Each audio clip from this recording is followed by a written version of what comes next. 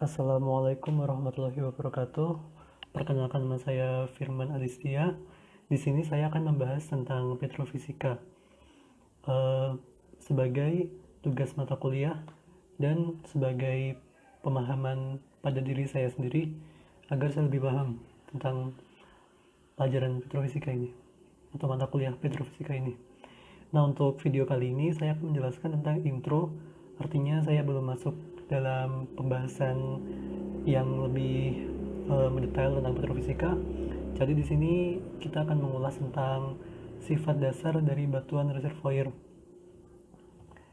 Semua slide di sini saya mengacu pada buku yang ditulis oleh Abu Kamsin, yaitu Basic Properties of Reservoir Rocks dari King Fahd University di Saudi Arabia. Oke, langsung masuk saja. Sebenarnya apa sih petrofisika itu dan kenapa kita sebagai teknik perminyakan sangat wajib untuk mengetahui, bahkan untuk belajar secara detail tentang petrofisika.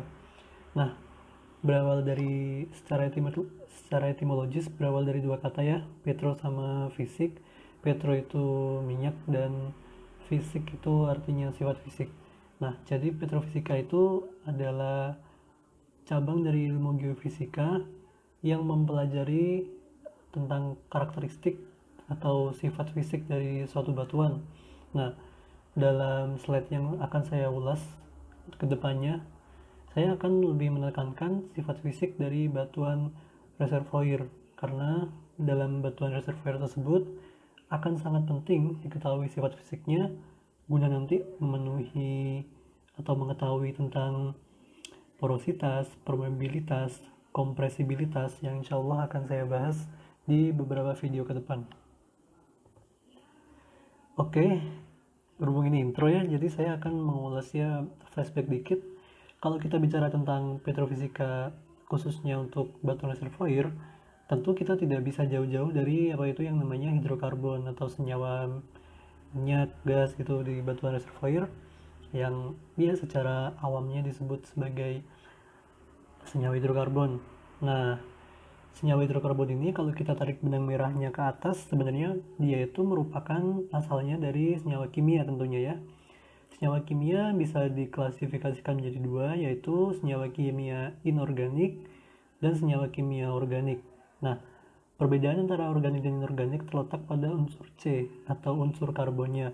Jika di organik dia mengandung unsur karbon, sedangkan jika di inorganik dia tidak ada unsur karbonnya. Tentu organik dapat dibagi lagi. Senyawa yang terdiri dari hanya unsur karbon dan unsur hidrogen bisa kita nampakkan dengan senyawa hidrokarbon. Nah, senyawa hidrokarbon inilah yang nanti bisa dipetakan menjadi tiga, yaitu natural gas atau gas alam yang berfasa gas, minyak mentah yang berfasa cair, dan bitumen yang berfasa solid atau berfasa padat. Nah, terkait pemaparan saya di slide sebelumnya, ini merupakan eh, gambar dari anticline dari sebuah lipatan struktur geologi yang biasanya di Indonesia struktur anticline seperti ini menyimpan jebakan minyak. Nah, di sini di anticline ini terdapat apa itu yang namanya batuan induk, batuan reservoir, dan trap atau batuan penghalang. Nah, batuan reservoir umumnya prosesnya terdiri dari batuan induk yang nanti di sana dimana hidrokarbon akan benar-benar dimasak dengan tekanan yang tinggi dan waktu yang cukup lama. Setelah itu hidrokarbon akan bermigrasi ke dalam batuan reservoir yang mempunyai sifat karakteristik tertentu dan dia akan dijebak atau bertemu dengan batuan trap yang memiliki uh, sifat atau karakteristik dari sifat petrofisika tertentu gitu.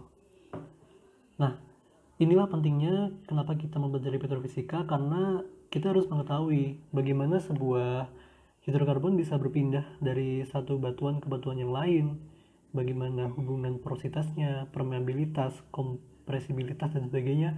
dan itu semua merupakan cakupan dari petrofisika gitu. Jadi secara umumnya seperti itu, dan insya Allah nanti terkait tentang materi porositas dan sebagainya akan dijelaskan pada slide berikutnya, maksudnya pada video berikutnya. Nah, tentu sebuah perusahaan atau kontraktor gitu, perusahaan minyak akan mengebor ya, mengambil sebuah hidrokarbon dalam area eksplorasi jika ditemukan di situ terdapat hidrokarbon.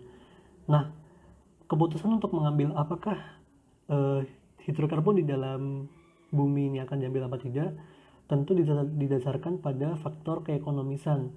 Jika itu secara perhitungan ekonomi menguntungkan bagi kontraktor atau perusahaan migas itu, maka tentu saja mereka akan mengambil hidrokarbon dan akan menjualnya.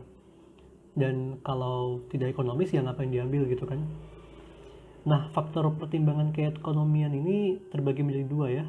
Yang pertama adalah tergantung pada kuantitas dan laju produksi. Jika dalam suatu area eksplorasi di situ ditemukan sebuah cadangan hidrokarbon dan memiliki kuantitas yang banyak dan laju produksi yang cepat atau yang tinggi, maka otomatis lapangan tersebut prospek dan si kontraktor atau si perusahaan migas akan menjadikan lapangan tersebut sebagai lapangan produksi. Artinya si perusahaan terkait siap untuk mengambil hidrokarbon dan yang nantinya akan dijual atau dikomersilkan. Tapi sebaliknya, jika kuantitasnya sedikit dan laju produksi tinggi, atau bahkan jika laju produksi tinggi dan jika laju produksi sedikit dan kuantitas tinggi, maka ada pertimbangan tersendiri terkait tentang faktor keekonomisan, apakah hidrokarbon dalam perut bumi itu akan diambil apa tidak. Tentu hal tersebut tergantung pada kebijakan perusahaan atau kontraktor terkait.